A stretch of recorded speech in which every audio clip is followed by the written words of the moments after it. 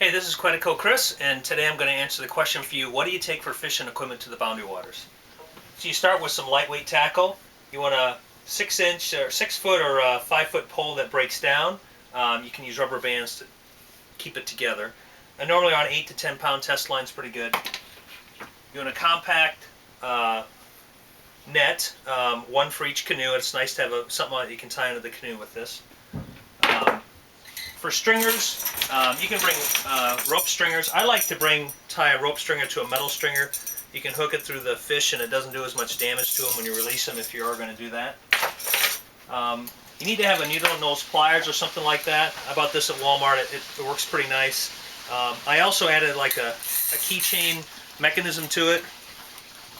That way I can keep it with me and I won't drop it in the water. And if my partner needs it, then I'll just unhook it and then give it to him. So this is a little thing I do to make it easier and I don't lose it, because I have dropped these in the water before. The next thing is you want a small compact tackle box. Alright, so let's talk about what we bring to the boundary waters. So let's start with our leaders. I bring a few 6-inch leaders, but I also like 12-inch leaders. The reason is because the northern pike can swallow your lures, and they'll snap your line with their teeth. Or with a lake trout, when they get close to the boat, they like to spin around and spin your line around them. Sometimes they'll snap the line. So you want some good long leaders. Also in the boundary waters, live bait's not allowed, and so you have to bring something else to make up for it. So I like to bring gulp. These are 2-inch gulps that I bring for walleye fishing, but it's nice to bring some plastic lures up there, especially these scented baits, which work pretty well. A lure that works for everything, northern, smallmouth, walleye, is the trusted, reliable Mr. Twister. I bring some yellow Mr. Twisters, some white, chartreuse, or black. They all work well. It's a great lure. Now in terms of my tackle box, here's what I bring. First of all, for lake trout, I go up in late July, so the lake trout are really deep, so I normally bring this really heavy loaded lure with a stinger hook on the end. Helps catch them, so that's good for lake trout. Then you can also use these big spoons. Alright, so I use this for lake trout as well. This is also great for northern pike because it's weedless.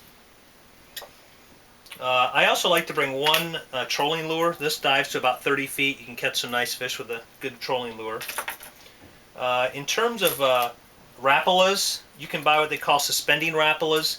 These will drop to about 4 feet in the water and suspend there. That's a good height to catch smallmouth with.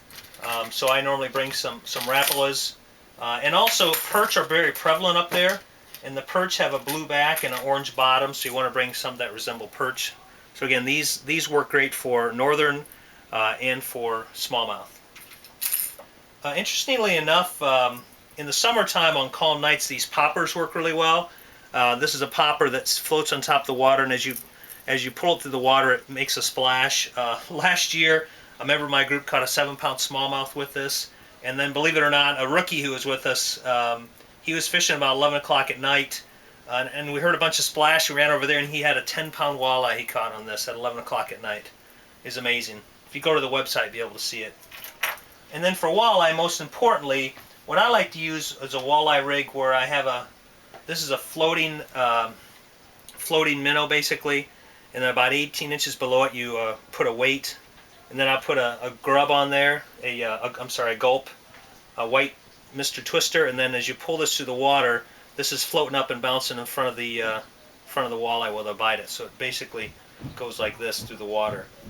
And so I'll bring some of those weights, and then I'll bring some with a stinger hook on it as well. Another thing you have to remember is that they require all barbless hooks now in the boundary waters. So you need to take a pliers and basically bend down all the barbs on your hooks. Okay? So that's the question today for Quetico Chris. And remember, you can go to QueticoCanoeAdventures.com for this and all kinds of other fun facts and other questions as well. Thank you.